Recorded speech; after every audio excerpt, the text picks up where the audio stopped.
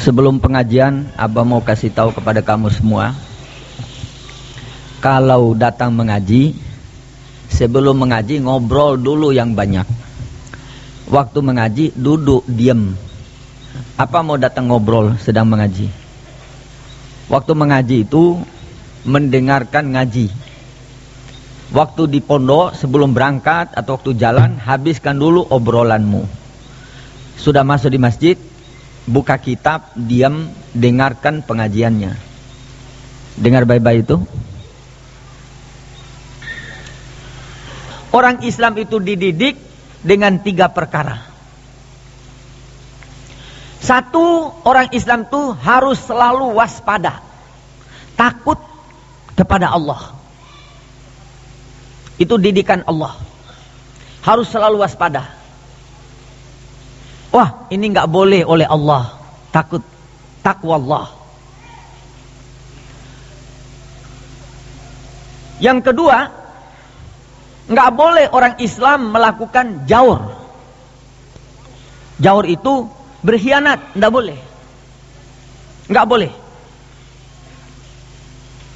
Misalnya kamu dilarang begini, kamu malah melakukannya. Kamu diberi amanat sebegini, kau malah berkhianat. Itu jaur. Kau dijadikan hakim, menyalahkan orang yang benar, membenarkan orang yang salah. Jaur. Kamu diangkat menjadi pemimpin, menjadi presiden. Kamu mengambil haknya rakyat, tidak amanat. Jaur. Yang ketiga, suluh. Sebenarnya 3 ini yang paling penting di dalam kehidupan umat Islam yang menjadi ajaran Allah. 3 perkara saja. Kamu takut kepada Allah, takwa Allah. Yang kedua, tidak boleh melakukan jaur. Yang ketiga, suluh. Kalau 3 perkara ini dibuat oleh manusia, sudah 30 juz Al-Quran. Semua isi Al-Quran 30 juz, 3 perkara itu. 1, takwa Allah. Yang kedua, jaur. Yang ketiga, suluh. Tidak ada lebih daripada itu. Takwa Allah, kalau ada perintah ya kau kerjakan karena kau takut kepada Allah. Yang dilarang, kau tinggalkan. Sudah sepertiga Al-Quran.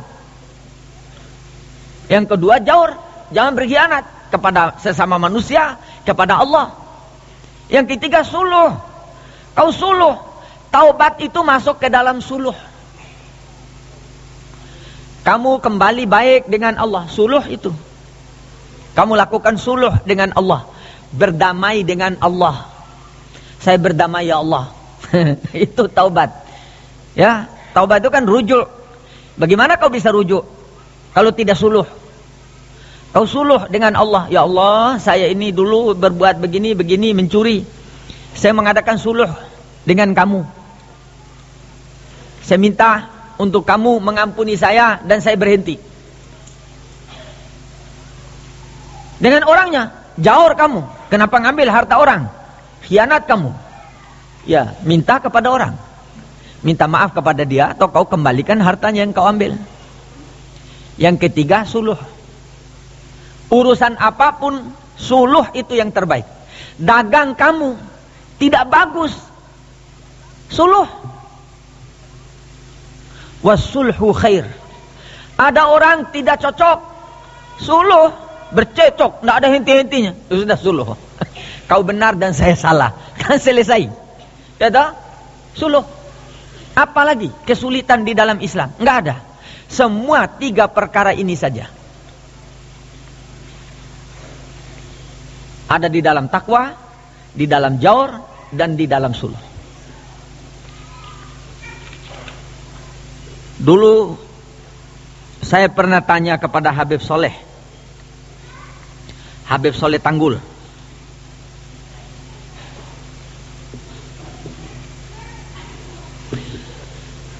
Apa yang dibuat oleh Habib sampai diangkat martabatnya begini mulia? Karena dulu Abah tiap bulan pergi ke tempatnya Habib Saleh itu. Masih almarhum hidup. Dia bilang, Sagaf, Saya kalau ada dengar orang ribut,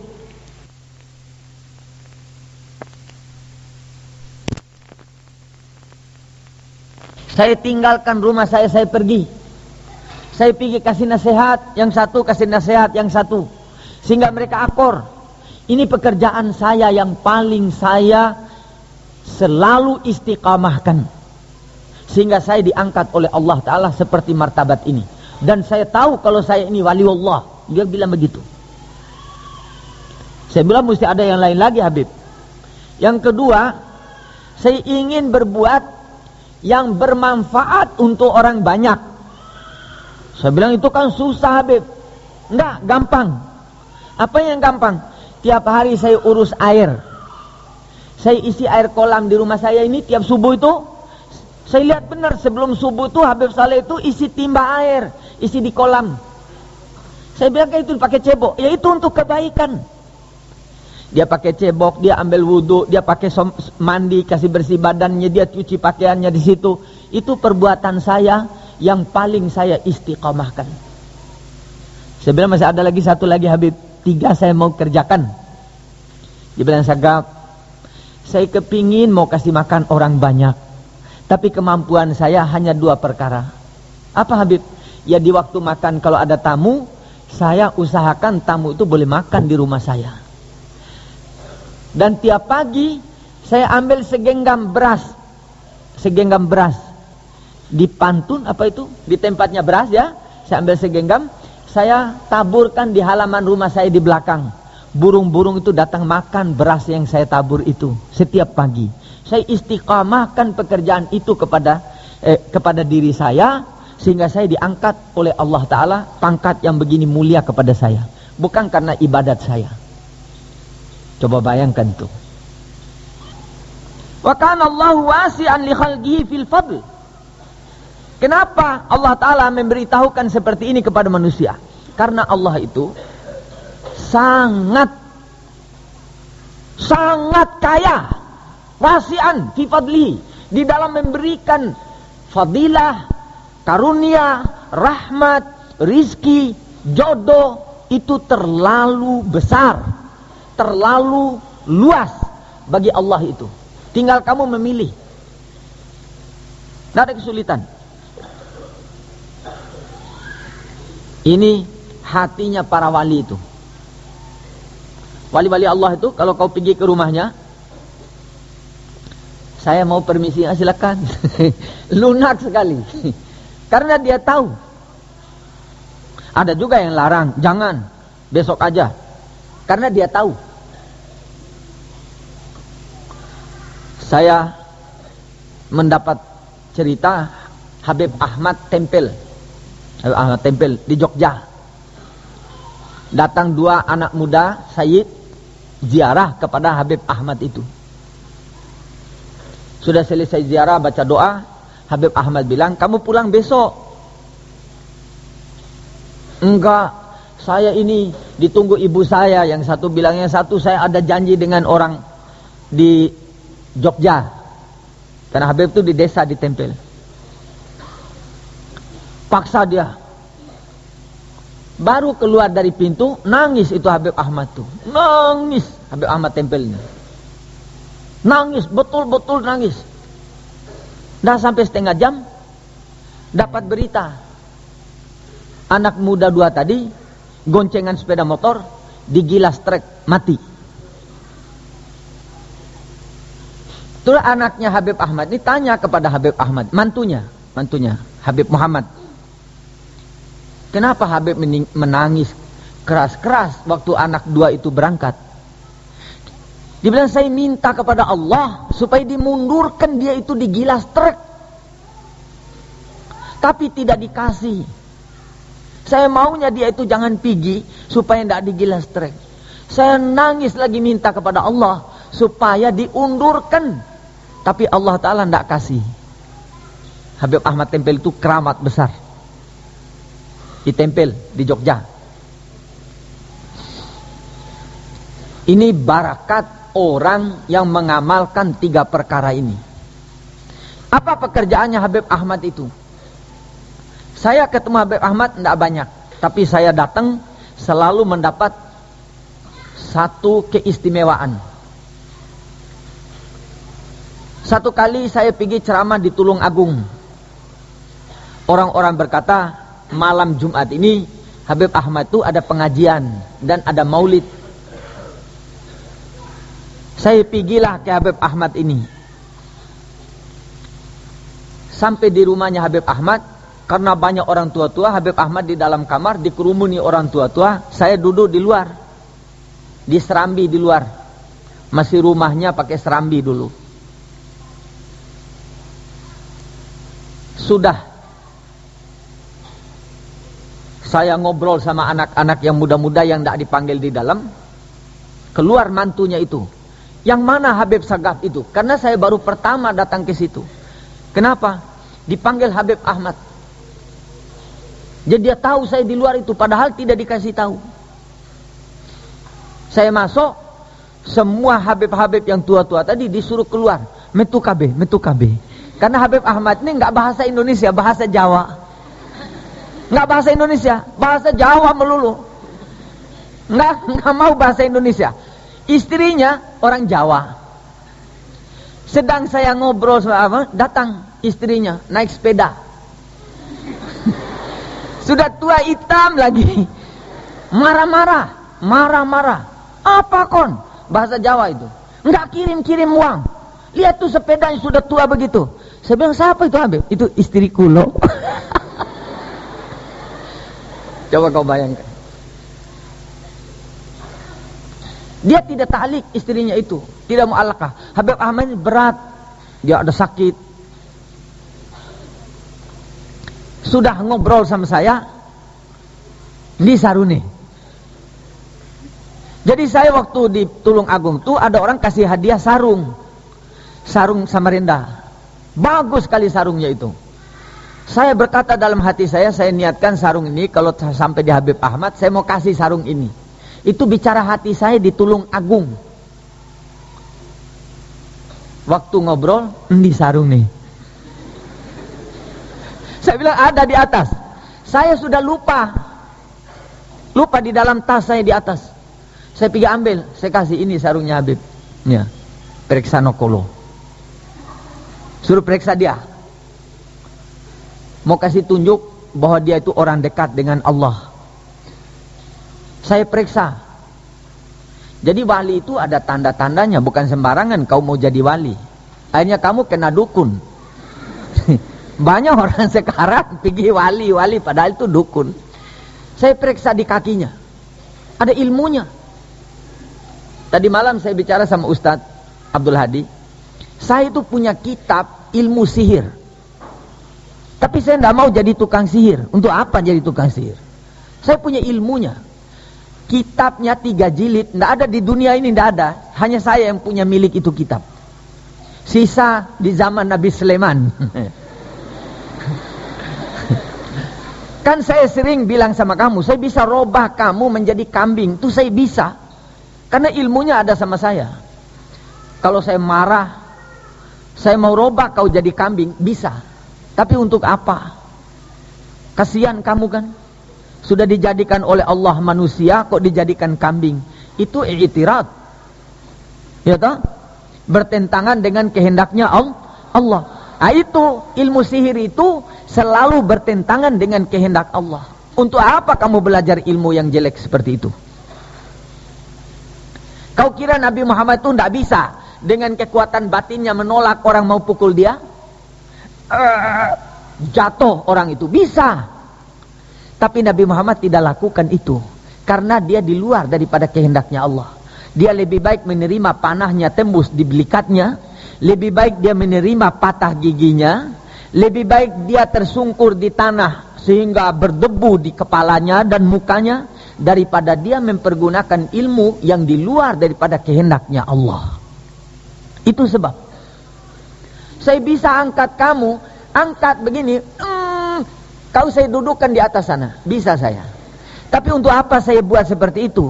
Ini masjid tempat kau belajar di sini. Perlu apa saya angkat kamu kasih duduk di sana? Supaya saya dikatakan wali. Nggak perlu. Semua itu ilmu ada. Tapi Allah subhanahu wa ta'ala memberikan ilmu-ilmu kepada aulia-aulianya itu, yang dia lakukan, yang dikehendaki oleh Allah, itu baru namanya keramat. Dengar? Jadi kalau kehendaknya manusia, itu adalah i'tirad an fi'lillah, sihir sudah itu. Jadi wali-wali Allah itu, yang kau lihat keramatnya itu kehendaknya Allah kepada dia, itu yang dia kerjakan. Sama dengan para nabi, mukjizat yang dibuat oleh para rasul, para nabi itu adalah yang diberikan oleh Allah. Kalau rasul itu mau apa saja bisa, tapi dia tidak mau melakukannya, menunggu yang ditakdirkan oleh Allah untuknya, baru dia buat. Baru namanya mukjizat. Kalau dia apa yang dia mau dia kerjakan, sihir dia, bukan nabi dia, tukang sihir dia.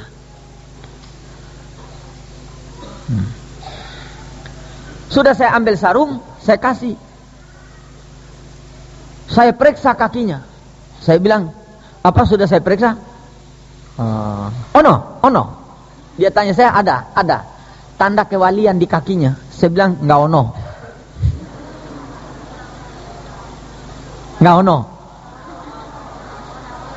Enggak ono. Saya kan orang Jawa Timur. Itu bahasa orang Jawa Tengah itu. Saya periksa di petisnya sampai lutut. Ono. Enggak ono. Saya periksa di pahanya. Ono. Enggak ono. Saya periksa di dadanya.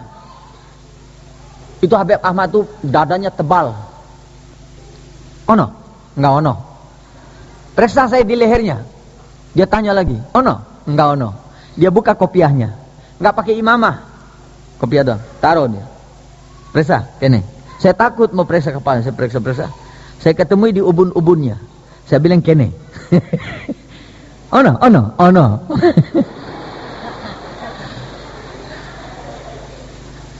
Terus saya tanya, apa yang Habib Ahmad buat sampai Habib Ahmad mendapat pangkat seperti ini?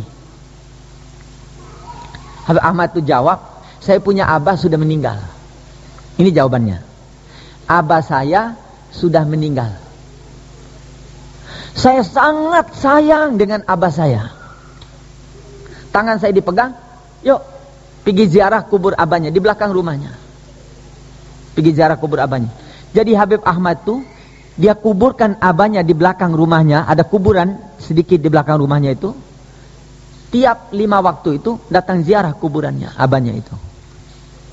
Hanya itu pekerjaannya yang mengangkat dia pangkatnya mulia di sisi Allah. Lah kamu satu saja yang kau buat. Kan saya sudah bilang berkali-kali. Satu saja yang kau buat. Taati peraturan pondok ini. Itu aja. Mesti kamu nanti jadi orang yang dikehendaki oleh Allah mulia untuk kamu. Jangan melanggar. Tidak ada lebih daripada itu. Kenapa? Karena Allah subhanahu wa ta'ala itu punya milik ini. Wa in yatafarraqa yughnikumullahu min sa'ati. Wa kana Allahu wasi'an hakimah. Ini Allah itu. Wasi'an hakimah. Dia itu Allah. Wasi'an li khalqihi fil fadl. Sangat luas yang dia mau kasih kepada hambanya itu. Banyak sekali. Sehingga manusia bingung apa yang diminta dari Allah ini. Semua dia miliki. Kau minta jadi orang kaya, dia kasih kekayaan. Dia minta kau jadi orang miskin, dia kasih kemiskinan.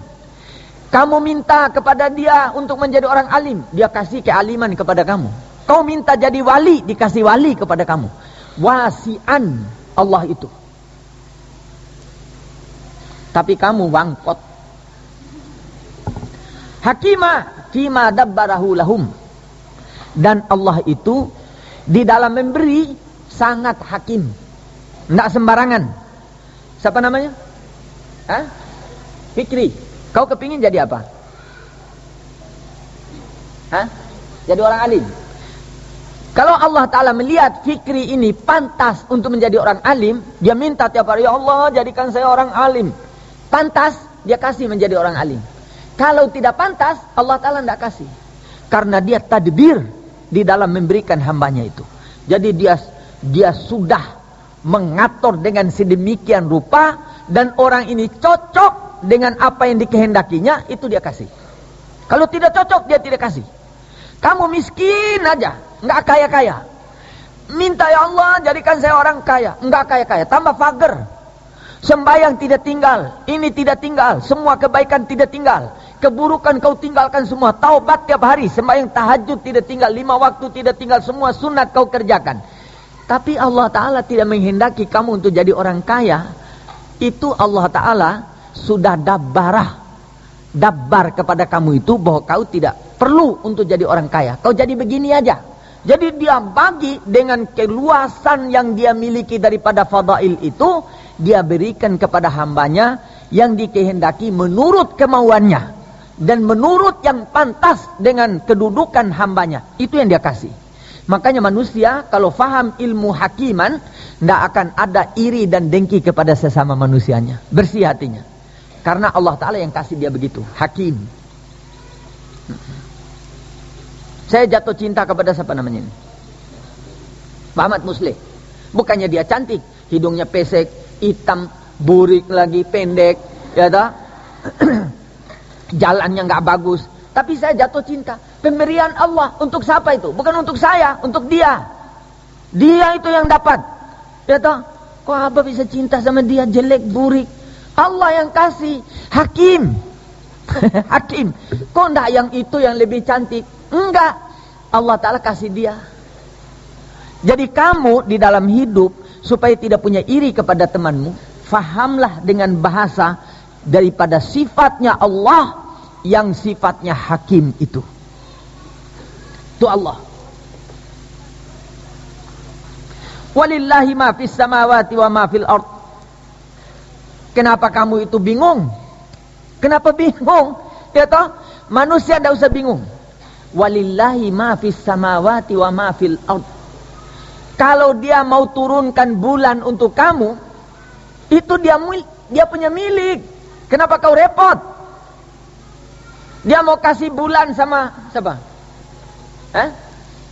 Supriyadi, Supriyatna, Sunda. Kalau ada Nana itu Sunda itu. Supriyatna, Sunda. Allah Ta'ala kasih dia bulan. Supriyatna dikasih bulan oleh Allah. Karena apa? Walillahi ma fis samawati wa ma fil ard. Masih ada lagi bulan berapa miliar jumlahnya. Tidak usah kau iri. Oh Supriyatna kau dikasih bulan, saya enggak. Mungkin kamu dikasih 10 bulan yang lebih baik daripada bulannya dia. Tidak usah kau iri, tidak usah kau dengki, tidak usah kau hasad. Bersihkan kau punya hati. Walillahi ma fis samawati wa ma fil ard. Yang keluar dari bumi kau tanam kacang di situ 10 meter.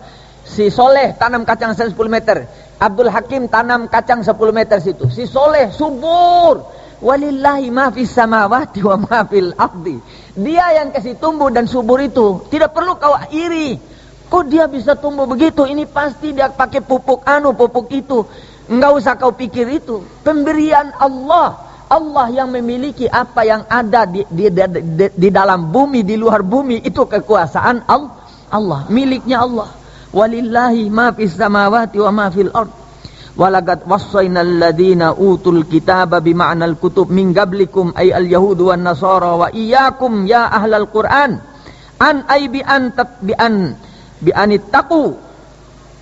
ittaqullaha khafu igabahu bi an tuti'uhu wa qulna lahum walakum wa in takfuru bima wassaytum bihi fa innallaha ma fis samawati wa ma fil ard khalqan wa malakan wa abidan fala yadurruhu kufrukum.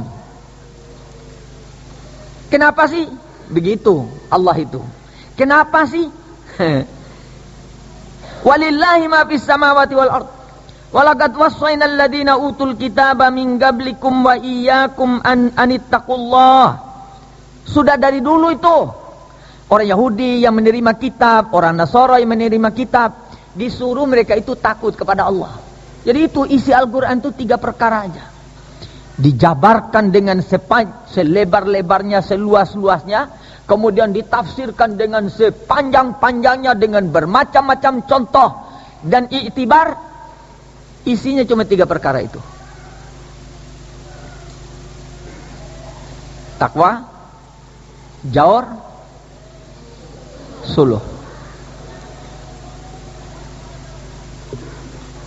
Waspadalah, takutlah kepada Allah. Kalau kamu itu kufur kepada Allah, ya, supaya kamu tahu, fa inna lillahi ma fis samawati wa ma fil ard. Diulang lagi tuh. Apa yang dimiliki di sana? Makhluk, malaikat, hamba sahaya. Fala yadurhu kufrukum. Tidak membikin mudarat bagi Allah karena kamu tidak mau beriman kepada Allah, wahai orang Yahudi dan orang Nasara. Ini nasihat kepada orang yang beriman kepada kamu. Karena itu kamu nggak usah iri. Kenapa orang Cina itu kufur kok bisa kaya? Kenapa Yahudi itu bisa milioner? Walillahi ma fis samawati wa ma fil ard.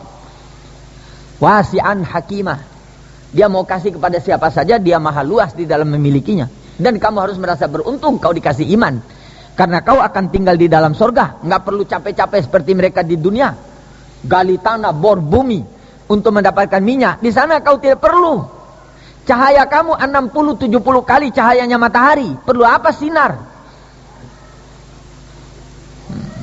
Tadi malam saya memberikan nasihat kepada salah seorang murid. Kita ini sebenarnya tidak perlu pakai listrik. Tidak perlu pakai listrik. Khususnya orang Parung, tidak perlu pakai listrik. Air di Parung itu, di gunung itu, air panas itu, di gunung Gangsir itu, gunung Kapur itu, kamu ambil air itu, kamu pasang positif negatif daripada kabel, ya, tidak perlu pakai mesin listrik. Taruh positif negatif, pasang lampu kamu, beli bola yang 100 watt, nyala itu 100 watt, nggak perlu pakai listrik gini, bayar lagi, ya toh? Pergi ambil 1 kali 1 minggu begitu, pergi ambil 1 drum, 2 drum, bawa sini bagi-bagi 1 orang 1 emplong. Makanya emplong jangan dibuang, isi air itu. Pasang kabel positif negatif, pasang lampu 50 watt, 100 watt. Punya lampu semua kamu. Bisa terang baca kitab malam. Nggak perlu pakai listrik. Goblok ini. Ini kita ditipu ini. Banyak rahasia Allah itu di bumi ini. Kalau tidak bisa ambil air itu, kau ambil kapur. Kapur tanah kita kan tanah kapur. Orang gali sumur, ambil tanahnya itu. Masukkan air. Pasang positif negatif. Pasang lampu. Bisa nyala 40 watt, 50 watt. Lampu neon yang panjang itu bisa nyala itu 40 watt. Hanya dengan air yang ada kapurnya. Kenapa kamu tidak kerjakan itu? Menunggu ditipu-tipu sama orang kafir itu. Ya toh? Sampai nggak bisa bayar listrik, diputus. Kita ini bayar listrik setiap bulan 8 juta. 8 juta. Jadi apa nasihat Abah itu? Kau dengar baik-baik. Itu untuk kepentingan hidupnya kamu nanti. Siapa tahu kamu nanti tidak bisa bayar listrik. Cari air panas itu yang keluar dari bumi itu. Cari kapur, taruh air, kapur, beli kapur, taruh air, pasang kabel, nggak usah pakai mesin lagi, nggak ada polusi, nggak ada apa, pasang kabel positif negatif, pasang lampu, 500 watt, 100 di sana, 100 di sana, nyala pesantren kamu, walaupun di ujung gunung, nggak perlu pasang listrik begini. Kemudian untuk kamu di dalam menjalankan perintah Allah hanya 3 perkara. 1, kamu ada takwa kepada Allah. Yang kedua, kamu tidak boleh jaur. Yang ketiga, kamu harus selalu melakukan suluh. Wasulhu khair. Jadi kalau ada bececok, hentikan dengan suluh. Allahumma salli ala Sayyidina Muhammad wa ala Sayyidina Muhammad. Sudah kau yang benar, saya salah. Selesai. Selesai. Suluh. Ya tak? Jadi mudah-mudahan Allah SWT memberikan ilmu yang manfaat dan hikmah yang luas di dalam kamu menjalankan hidup kamu selama kau berada di pondok, dan belajar sungguh-sungguh Takallamu bil Arabiyah, ikut peraturan. Jangan tidak ikut peraturan. Sembahyang subuh. Katanya ada laporan, kalau sudah yang duduk mu'alim nggak sembahyang subuh di masjid. Aneh apa enggak itu? Aneh bin ajaib. Nggak ada perbedaan. Mu'alim itu harus ada di masjid. Bila perlu sebelum mu'allam ini datang, mu'alim sudah ada. Jangan mu'allam ada, mu'alim enggak sembahyang di sawung. Enggak ada. Enggak sah sembahyang di sawung. Enggak sah. Mana ada di dalam dalil? Sembahyang di sawung sah. Mana dalil? Enggak ada. Enggak ada. Sembahyang itu di masjid. Di masjid. Dari zaman Nabi Muhammad sembahyang di masjid. Enggak ada sembahyang di sawung.